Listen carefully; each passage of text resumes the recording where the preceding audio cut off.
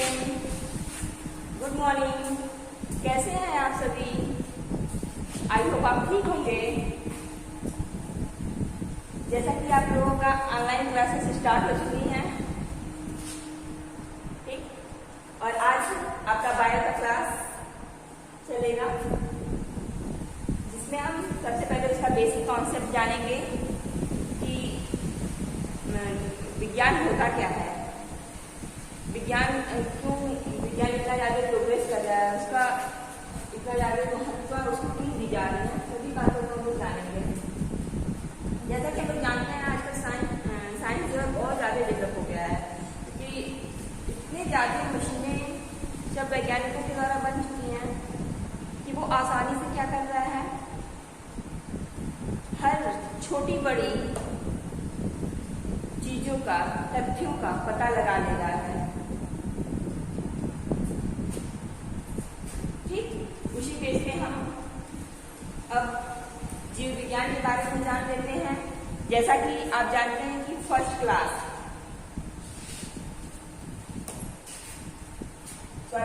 Lesson आपका चल रहा है पार्ट 1 के अंतर्गत द लिविंग वर्ड्स, जीव जगत, द लिविंग वर्ड्स, जीव जगत। जीव जगत क्या होता है, इसको भी तुम जानेंगे। जीव जगत क्या होता है? ऐसा वातावरण जहां सभी प्रकार के जीवें, जो सभी प्रकार के जीव क्या वहां उपस्थित हों। आप लोग भी तो जीव में ही आएंगे, हम भी तो जीव में ही आएंगे, और बाकी सारे छोटे बड़े जीव, एक कोशिकी बहुकोशिकी, सब तो जीव ही होते हैं। उसे हम क्या कहेंगे? जीव जगत कहते हैं। ठीक, चलिए, जीव जगत के अंतर्गत हम लोग सबसे बेसिक चीजें जो आप लोगों को एक साइंस के स्टूडेंट होने के नाते कोई भी आपसे पूछ लेता है कि जीव विज्ञान क्या होता है, उनके फादर कौन है, या फिर वनस्पति विज्ञान क्या होता है, वनस्पति विज्ञान के अंतर्गत आते क्या है, ये सारी चीजों के बारे में आज हम अध्ययन करते हैं। ठीक, चलिए देखते हैं जीव विज्ञान, जिसको हम बायोलॉजी कहते हैं। कुछ स्टूडेंट ऐसे भी होते हैं जिनको जीव विज्ञान पता ही नहीं होता है कि उसकी इंग्लिश क्या है, पूछा जाएगा कुछ बताते हैं कुछ, इसलिए आप लोग ध्यान से, जीव विज्ञान जिसको हम बायोलॉजी कहते हैं। ठीक, यही जीव विज्ञान क्या होता है आपका 2 पार्ट्स में डिवाइड हो जाता है। अरे जीव विज्ञान के अंतर्गत अभी हमने बताया ना कि हम भी आएंगे, आप भी आएंगे, जीव जंतु आएंगे, पेड़ पौधे आएंगे, सभी जो आएंगे इस पृथ्वी पे, इस वातावरण में जितने भी चीज उपस्थित हैं, उन सभी का जब हम अध्ययन करेंगे तो वो क्या हो जाएंगे? जीव विज्ञान हो जाएंगे। लेकिन अगर हम जीवों का अलग और वनस्पतियों का अलग अध्ययन करें, किसका? जीवों का अलग और वनस्पतियों का अलग, मतलब जीव जंतु जितने भी हैं उनको हम अलग उनका अध्ययन कर रहे हैं, उनके लिए अलग नॉलेज लें, और वनस्पति पेड़ पौधे जितने भी हमें मिले, चाहे वो छोटे हों बड़े हों, मतलब हर श्रब और शाखी पौधे, मतलब जो भी होते हैं, उनको अगर हम करते हैं उनका अध्ययन, तो वो क्या कहलाता है? हमारा वनस्पति विज्ञान कहलाता है। ठीक है, देख लीजिएगा, जीव विज्ञान के पिता कौन होते हैं? अरस्तु, जिनको हम इंग्लिश में अरस्तुटल कहते हैं। ठीक है, जीव विज्ञान में वह शाखा है जिसके अंतर्गत हम जीवों का अध्ययन करते हैं। जीव विज्ञान वह शाखा है जिसके अंतर्गत हम जीवों का अध्ययन करते हैं, उन्हें जीव विज्ञान कहते हैं, उन्हें बायोलॉजी कहते हैं। ठीक, नीचे आपको दे दिया गया है बायोलॉजी जो होता है, जैसा कि आप सभी लोग जानते हो कि साइंस के जितने भी वर्ड होते हैं लगभग वो 2 शब्दों से मिलकर ही बने होते हैं। कोई 2 शब्द मिलते हैं, या तो वो फ्रांसीसी होते हैं, फ्रेंच भाषा के ज्यादा शब्द आपको मिल जाते हैं, तो ये सभी शब्द मिलकर के एक नया शब्द बनाते हैं। उसी तरह से बायोलॉजी भी 2 शब्द से मिलकर बना है। कौन कौन? Bio plus logos, bio plus logos, ये 2 शब्द मिलकर के बायोलॉजी का क्या किए हैं? निर्माण किए हैं। ठीक, जैसा कि आपको लिखा हुआ दिख रहा है, बायो मीन्स होता है लिविंग, लिविंग बीइंग, सजीव, और लॉजी, लॉजी लोगोस शब्द से बना है, मीन्स होता है टू स्टडी, जब हम किसी जीवों के लिए अध्ययन कर रहे हो तो वो हो गया आपका बायोलॉजी। ठीक, अब यही देखिए आपको बायोलॉजी का ध्यान दिया गया, जबकि आप जान रहे हैं कि बायोलॉजी जो होता है वो दो शब्दों से ही मिलकर बना होता है और बायोलॉजी के अंतर्गत हम जीवों का ही अध्ययन करते हैं। लेकिन पुनः आपको जानना है कि इनको क्या किया जाता है, बायोलॉजी को दो शाखाओं में बांट दिया जाता है। वो दो शाखाएं कौन कौन होती हैं?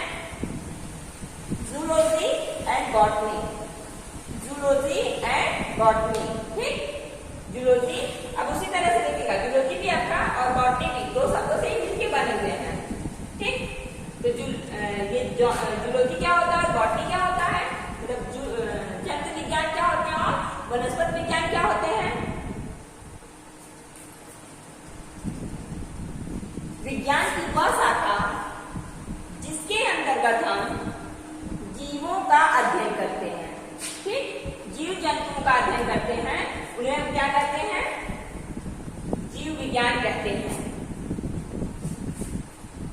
विज्ञान की वह शाखा जिसके अंतर्गत हम जीव जंतुओं का अध्ययन करते हैं उन्हें हम जूलॉजी कहते हैं, जिनके पिता कौन है, अरिस्टोटल।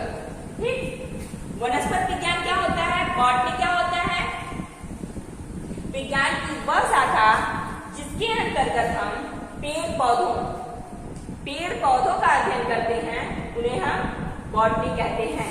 जैसा कि थियोफ्रेस्टस, उनके फादर कौन है, थियोफ्रेस्टस हैं। ठीक, अब आप सब ये जानिए, चाहे वो जीव विज्ञान होगा या वनस्पति विज्ञान होगा, कोई भी विज्ञान हो, सबके अंदर अब तो हम आगे जानेंगे ना कि वो लिविंग बीन होते हैं या नॉन लिविंग होते हैं, सजीव होते हैं कि निर्जीव होते हैं, ये भी तो हम जानेंगे। तो जैसा कि हम जानते हैं कि लगभग जितने जीव जंतु पेड़ पौधे होते हैं सब तो सजीव ही होते हैं, उनको काट करके अगर अलग कर दिया जाता है, पेड़ पौधे कट जाए तो वो निर्जीव हो जाएंगे। ठीक, लेकिन बाकी ह्यूमन बींग्स जो भी होते हैं, जितने भी जीव जंतु होते हैं, सब क्या होते हैं, सजीव होते हैं। अभी आपको ये व्हाइट बोर्ड दिखा दिया गया, क्या इसमें जान है? नहीं है, इसलिए ये क्या होंगे, नॉन लिविंग बींग होंगे, क्योंकि इसमें जान नहीं है। इसको आप कितना भी चोट लगा लो, कितना भी पीट लो, इसको कोई इफेक्ट नहीं पड़ेगा। आपका डोर होता है, बेंच होता है, ठीक, टेक्सचर है, मार्कर है, बुक है, ये सभी चीजें क्या होती हैं, नॉन लिविंग बीइंग होती हैं। लेकिन क्या आपके सामने एक पौधा, नन्हा मुन्ना प्यारा सा हरा पौधा ला के दे दिया जाए तो आपसे पूछ दिया जाए ये क्या है, लिविंग बीइंग है या नॉन लिविंग बीइंग है, तो आप उनको क्या बताएंगे? क्योंकि आपको दिख रहा होगा, आप ये दिखेगा कि अरे ये तो गमले में फूल है या गमले में कोई पौधा है और ये तो अपने मृदा वाले भाग से अलग है, तो क्या मृदा वाले भाग से अलग होकर के भी वो नॉन लिविंग हो जाएगा? नहीं, कभी नहीं। क्यों? क्योंकि वो तो हरा भरा है, किसी गमले के पात्र में, किसी गमले में आपको दिखाया जा रहा है, इसलिए वो क्या है, लिविंग बीइंग है। ठीक, तो अब चाहे वो लिविंग बीइंग सजीव जो भी होंगे वो सभी क्या करेंगे, वृद्धि करेंगे, जनन करेंगे, उपापचय की क्रियाएं करेंगे, बहुत सारी क्रियाएं उनके अंतर्गत होती है ना, अपचयन उपचयन सारी प्रक्रियाएं क्या होती है उनके अंतर्गत होती रहती है। इसलिए हम सबसे पहले जान लेते हैं कि सजीव होते क्या हैं। सजीव होते क्या हैं? आपसे पूछ दिया जाए सजीव क्या होते हैं, आप अभी बेसिक एकदम जनरल सा बोलेंगे, मैं जिसमें जान होता है वही सजीव होते हैं। लेकिन ये उसका डिफिनेशन तो नहीं हो सकता है ना कि जान हो तो वो सजीव हो गए, नहीं, कभी नहीं। क्योंकि सजीव जो भी मनुष्य होता है वो उपापचय की क्रियाएं करता है, उनकी कोशिकाओं का एक संगठन होता है, समूह होता है जो ग्रोथ करती हैं, फिर डेड होती हैं, फिर जैसे ही डेड होती है पुनः नई कोशिकाएं फिर से उत्पन्न हो जाती है, नई कोशिकाएं, और कोशिकाओं का डेड होना बनना पाया जाता है। तो ये सभी प्रक्रियाएं क्या होती रहती हैं। और इसके अलावा भी और प्रक्रिया होती है, वो क्या होती है, वातावरण के प्रति वो संवेदनशील होते हैं। जैसे अभी आपको गर्मी का मौसम है तो गर्मी काफी लग रही होंगी, बारिश का मौसम होता है तो आप उसको भी फील करते हैं कि अरे ये तो थोड़ा थोड़ा ठंडक सा लगने लगा है, या बहुत अच्छा मौसम है, बेटर फील होता होगा आपको। फिर जैसे ही ठंडी का मौसम आ जाता है आप स्वेटर वगैरह की पहनना शुरू कर देते हैं। इस तरह से आपकी बॉडी क्या करती है, हर वातावरण में अपने आप को अनुकूलित करने का काम करती है, एडजस्ट करना शुरू कर देती है। तो वो आप संवेदनाओं को, मतलब वातावरण की जो भी प्रक्रियाएं उसको हम क्या करते हैं, आसानी से समझ जाते हैं। वह सभी क्या कहलाती हैं, सजीव कहलाती हैं। वह सभी प्रक्रियाओं को फील करने की प्रक्रिया जो होती है वो एक सजीव में होती है, इसलिए उनको हम सजीव कहते हैं। डिफिनीशन देख लेते हैं। ऐसे जीव जिनमें कोशिकाओं का संगठन हो। अभी हमने बोला आपका क्या शरीर ओनली वन कोशिका से बना है, नथिंग, कभी नहीं, वो एक कोशिका से बना ही नहीं होता है, क्योंकि आपके शरीर में कोशिकाओं का तो समूह होता है बहुत ज्यादा, और एक कोशिकाएं डेड होती हैं तो पुनः नई कोशिकाओं का निर्माण हो जाता है। वो डेड हुई पुनः नए, हमेशा ये प्रक्रिया चलता रहता है। कोशिकाएं डेड होती है, नई कोशिकाओं का निर्माण होता है, फिर डेड होती है, फिर नई कोशिकाओं का, ये प्रक्रिया क्या होता है, लगातार चलता रहता है। ठीक है, तो कोशिकाओं का संगठन हो एवं उपापचयी क्रियाएं करें। अब ये उपापचयी क्या होता है, देखो उपापचयी भी दो प्रकार के होते हैं, एनाबोलिक और कैटाबोलिक, उपचय और अपचय, ये दो प्रक्रियाएं होती हैं उपापचयी क्रियाओं के अंतर्गत। ठीक, एक में क्या होता है, ऊर्जा काफी ज्यादा, ऊर्जा का हरासमेंट होता है, मतलब बहुत ज्यादा खपत होती है, और एक में ऊर्जा क्या होता है, स्टोर होता है, कलेक्ट होता है, मतलब मुक्त पड़ा रहता है इस स्टेज में। ठीक है, उपापचय क्रियाएं होती हैं एवं जो अपने वातावरण के प्रति, जो वातावरण के प्रति संवेदना एवं प्रतिक्रिया दर्शाते हैं। मतलब अभी मैंने बताया ठंडी के टाइम में ठंडी, तो आपकी बॉडी बता रही होगी, संवेदना व्यक्त कर रही है कि आपको ठंडी लग रहा है, आपको गर्मी लग रहा है, आपको थोड़ा थोड़ा मतलब काफी बेटर, अच्छा मौसम बेटर फील हो रहा है। ये सारी चीजें संवेदनाओं की प्रक्रिया को क्या करते हैं, वो दर्शाते हैं। उन्हें हम क्या कहते हैं, सजीव कहते हैं। उन्हें क्या कहते हैं, सजीव कहते हैं, लिविंग बीइंग्स कहते हैं। अब हम आगे देख लेंगे कि सजीवों या जीवधारियों के लक्षण क्या होते हैं। ठीक, उनके कैरेक्टर क्या होते हैं, उनके बारे में हम जान लेते हैं। सबसे पहले वो वृद्धि। वृद्धि तो हम जानते हैं ना कि सब करते हैं। अब देखिएगा सजीवों के, कभी कभी सजीवों के दो लक्षण भी आपसे पूछता है। सजीवों के, अगर कहते हैं कि सजीवों के लक्षण क्या है, क्वेश्चन अगर आपका बन जाए सजीव के लक्षण क्या है, डिफरेंस जानिएगा, तो आप क्या बताएंगे, अरे लक्षण में तो होंगे ना, वो वृद्धि करता है, वृद्धि करता है, फिर जनन करता है, उपापचय क्रिया करता है, सारी प्रक्रियाएं करता है, वो हो गए उनके लक्षण। लेकिन अगर वही वो पूछ दे कि सजीवों के विशिष्ट लक्षण क्या हैं, उसके इंपॉर्टेंट कैरेक्टर क्या होते हैं, सबसे विशिष्ट लक्षण जानते हो, इन दोनों में अंतर क्या है। लक्षण मतलब कि वृद्धि एक निर्जीव भी कर सकता है और एक सजीव भी कर सकता है। आप पूछोगे मैम ये निर्जीव कैसे वृद्धि करता है, जैसे कि आप देखे होंगे कि सिंपल सा एग्जाम्पल हम ले लेते हैं। अगर कहीं थोड़ा सा मिट्टी का ढेर हो जाए, ठीक, उसको हम वैसे जनरली छोड़ दे, उसको हटाए ना, तो देखते हैं कभी आंधी तूफान वगैरह आता है और वहां मिट्टियां क्या करती हैं, अभी वो थोड़ा सी मिट्टी थी और वहां धीरे धीरे कूड़े का ढेर, आंधी आया, तूफान आया, ऐसे मिट्टियां कलेक्ट होते होते होते होते होते होते ये ज्यादा हो गई। तो ज्यादा हो गई, ये भी वृद्धि किया, कभी इसकी संरचना इतनी सी थी और आज ये बड़े होके थोड़ी इनकी संरचना बड़ी हो गई, तो ये बड़े तो हुए, वृद्धि तो की है, लेकिन इनके देखिएगा वृद्धि जब होती है तो भार भी उनका बढ़ता है, वेट भी बढ़ता है, उनकी संख्या भी बढ़ती है। और यहाँ कभी कम मालिक्यूल रहे होंगे, ठीक, मिट्टी के क्या है, मिट्टी के कम मालिक्यूल रहे होंगे, आज ये जब धीरे धीरे यहाँ ढेरों लग गए तो यहाँ मिट्टी के ज्यादा मालिक्यूल हो गए, इनका एक तो संरचना भी बढ़ गई है, फिर इनका भार भी बढ़ गया और इनकी संख्या भी बढ़ गया। तो निर्जीव भी क्या किए, वृद्धि किए। सजीव को तो आप देखते ही होंगे कि कल का बच्चा छोटा सा था और आज वही बच्चा क्या हुआ, बड़ा हो गया है। देखें, कल एक बच्चा को आपने देखा था जो अभी बहुत छोटा सा, नन्हा सा, प्यारा सा था, लेकिन उसे साल भर बाद देखते हैं या 2-3 महीने बाद आप देखते हैं तो भी उनमें परिवर्तन दिखता है। वो बच्चा थोड़ा स्वस्थ हो गया होता है और बहुत सारी चीजें देखते होंगे आप लोग, बच्चों की तो एहसास होती है। इस तरह सजीवों में तो हम लक्षण को एहसास कर लेते हैं, देख लेते हैं कि हाँ उनमें क्या हो रहा है, वृद्धि हो रहा है, उनमें परिवर्तन हो रहा है। लेकिन निर्जीव में भी हम देखते हैं। कभी आप गए होंगे कोई पर्वत को देखे होंगे, वो पर्वत आपको बहुत छोटा छोटा सा दिखाई दे रहा होगा, छोटा आपको दिखाई दिया होगा, लेकिन आप कुछ टाइम बाद जाएंगे वहाँ रेत के कण, फिर बालू वगैरह और मिट्टी वगैरह, कुछ बर्फ वगैरह इस तरह से जम करके उनकी संरचना को क्या करते हैं, विशाल बना देती हैं। तो आप गए थे, कहेंगे कि कल तो मैंने काफी टाइम पहले इसको मैंने देखा था, ये छोटा था, लेकिन आज ये क्या किए हैं, पुनः मतलब विकसित हो गए हैं, इनमें ग्रोथ हुआ है, वृद्धि हुआ है, जिसके कारण ये आज बड़े दिख रहे हैं। उनमें भी तो वृद्धि हुआ। अब आपसे पूछ लीजिए कि आखिर ये कैसे वृद्धि कर गए, तो आप तो यही बोलोगे ना कि यहाँ बालू के ढेर वगैरह इकट्ठे हो गए, जिसके कारण की संरचना में परिवर्तन हो गया है। और जब बालू के ढेर वगैरह इकट्ठे होंगे तो वहाँ क्या होगा, जीवों का भार बढ़ेगा और उनकी संख्या बढ़ेगी। जीवों का भार बढ़ा और उनकी संख्या बढ़ी तो क्या हो गया, परिवर्तन हो गया। वृद्धि द्वियुग्मी होते हैं। अब ये क्या होता है, द्वियुग्मी हो गया। वृद्धि दो टाइप से, अरे निर्जीव में भी हो रहा है, सजीव में भी हो रहा है, तो दो युग में हो रहा है। एक कोष्ठी भी करते हैं, बहुकोष्ठी भी करते हैं, ये भी हो रहा है। ठीक, अभी ये आपको समझ में आया ना कि जीवधारी के लिए पहला लक्षण हमने बताया आपको, वो वृद्धि बताया, लेकिन वृद्धि को बता दिया कि सभी जीव क्या करते हैं, वृद्धि करते हैं, चाहे वो सजीव होंगे या निर्जीव होंगे, जिनमें भार तथा संख्या में वृद्धि होती है। वृद्धि तो वो कर रहे हैं, लेकिन उनमें क्या होगी, भार में भी वृद्धि होगी और संख्या में भी वृद्धि होगी। तो वो पहला स्टेप हो गया। वृद्धि दो युग्मी अभिलक्षण होते हैं। वृद्धि जो होते हैं वो दो युग्म वाले होते हैं, अरे निर्जीव टाइप में भी हो सकते हैं और सजीव टाइप में भी होते हैं। तो ये हो गया।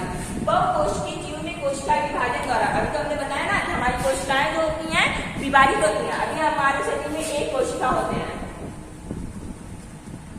कल तो देखेंगे यहीं से कई कोशिकाएं यहाँ से निकली, यहाँ से निकली, यहाँ से निकली, यहाँ से निकली। तो धीरे धीरे जब कोशिकाओं का समूह बढ़ेगा तो हमारे शरीर की स्किन जो होती है वो भी फैलती है ना, आकार भी बढ़ता है, उनका परिमाण भी बढ़ता है और उनकी संख्या में भी, अरे एक कोशिका से दो कोशिका हुआ, 2 से 3, 3 से 4, 4 से 5, 5 से 6, इस तरह से कोशिकाएं क्या होगी, बढ़ी।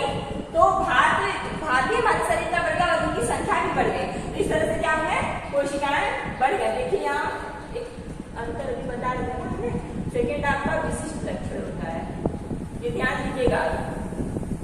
सर कभी कभी एक नंबर में आपका पूछ लेता है, 2 क्वेश्चन बनते हैं। लक्षण क्या होते हैं सजीवों के, विशिष्ट लक्षण। विशिष्ट लक्षण देखो वो होते हैं कि जो सिर्फ सजीवों में पाए जाते हैं, निर्जीव में ना पाए जाते हैं, उन्हें हम विशिष्ट लक्षण कहते हैं। और लक्षण जो होते हैं जो सजीवों और निर्जीवों दोनों में पाए जाते हैं वो हमारे लक्षण होते हैं। ठीक, आपका ये हो गया। अब देखिएगा ये थर्ड पॉइंट, पौधे में वृद्धि जीवन पर्यंत होती है।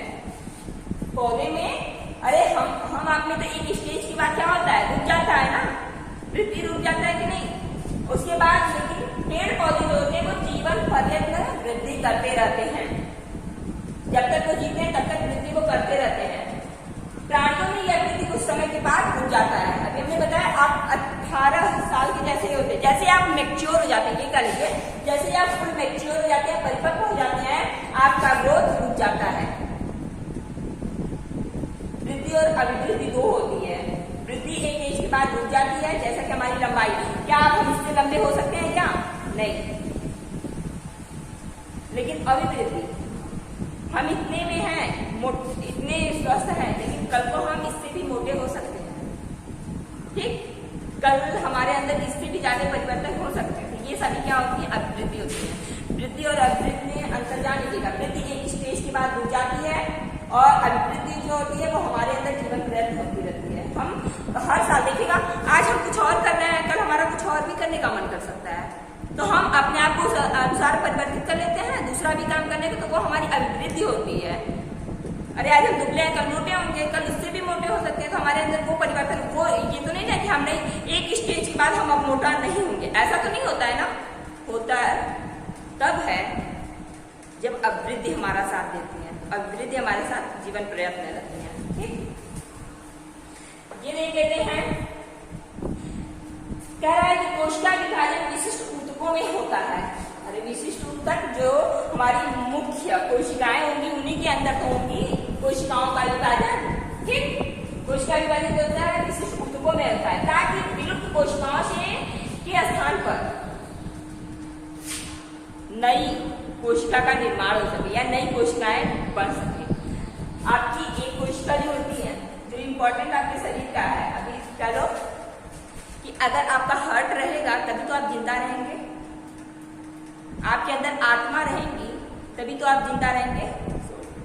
ठीक उसी तरह से क्या होती है कि जब हमारा जो मेन टिश्यू होता है, जो मेन ऊतक होते हैं, वो अगर सही सलामत पड़े रहेंगे तभी ये सभी टिश्यू सभी कोशिकाएं क्या होंगी, ग्रोथ कर पाएंगी। अन्यथा इनका ग्रोथ क्या होता है, हो जाता है। कभी कभी आप लोग सुने हैं इन्हीं कोशिकाओं में कभी कभी गांठें बन जाती हैं। ठीक तो वहां क्या होता है, वृद्धि रुक जाती है। अभी देख लीजिएगा कैंसर का कैंसर इसी प्रकार से हो रहे हैं कि आपकी कोशिकाएं हैं, यही कोशिकाएं कभी कभी क्या होती हैं, स्टॉप हो जाती है, ब्लॉकेज आ जाते हैं धीरे धीरे। तो ये क्या होता है अपना वृद्धि डिवीजन करना बंद कर देता है, वहां डिवीजन नहीं हो पाता है। वो कोशिकाएं क्या होती है, यहाँ से ब्लॉक हो गई, इधर तो ब्लड वगैरह का सर्कुलेशन नहीं होगा, पोषक पदार्थ नहीं जा पाएंगे। तो जिसके कारण यहाँ क्या होती है, धीरे धीरे ये एसिड स्वेलिंग हो जाती है और उसके बाद कुछ टाइम के बाद यहाँ क्या होते हैं, नमी टाइप के जल वगैरह टाइप के कुछ नमी इस तरह से पदार्थ बनना शुरू हो जाते हैं और कुछ टाइम के बाद यहाँ सड़न पैदा शुरू होना हो जाता है। अगर टाइम से पहले जान लेते हैं तो इलाज करवा लेते हैं तो ये ब्लॉकेज खत्म हो जाती है। लेकिन फिर उसके बाद क्या होते हैं कि ये कोशिकाएं सड़ना शुरू हो जाती है, जिसका धीरे धीरे वो एक ट्यूमर वगैरह का रूप ले लेते हैं। लास्ट में अगर नहीं टाइम से पहले पता चला तो कैंसर घातक बीमारी के रूप में हमें प्रदर्शित होना शुरू हो जाती है। ठीक ये है हमारा। ठीक तो इसको समझ गया ना कि जो विशिष्ट कोशिकाएं हमारी होंगी उसी में विभाजन होता है। क्यों? क्योंकि जो विलुप्त हो रही कोशिकाएं हैं उनके स्थान पे नई कोशिकाओं का निर्माण हो सके और नई कोशिकाओं को उत्पन्न कर सके। आपका लास्ट है देखिएगा, एक कोश की जीव भी कोशिका विभाजन द्वारा अपनी वृद्धि करते हैं। ऐसा नहीं है, हम तो सब आपको स्टार्टिंग में बता दिए, पॉइंट देखने की जरूरत नहीं है। कहा जा रहा है कि ऐसा नहीं कि सिर्फ बहुकोशिकीय जीवों में ही कोशिकाओं का विभाजन हो रहा है, एक कोशिकीय जीव भी होते हैं जो उनमें भी कोशिकाओं का विभाजन होता है। उन्हीं कोशिकाओं के विभाजन के कारण वो वृद्धि करते हैं। एक कोशिकाओं से दो कोशिका कैसे, आपको अमीबा का डायग्राम दिखाएगा तो अमीबा से दूसरे दो संतति अमीबा का निर्माण कैसे हो जा रहा है, क्योंकि उनकी कोशिकाएं क्या है, डिवाइड होती हैं। डिवाइड होने के फलस्वरूप एक नई कोशिकाओं का निर्माण करते हैं।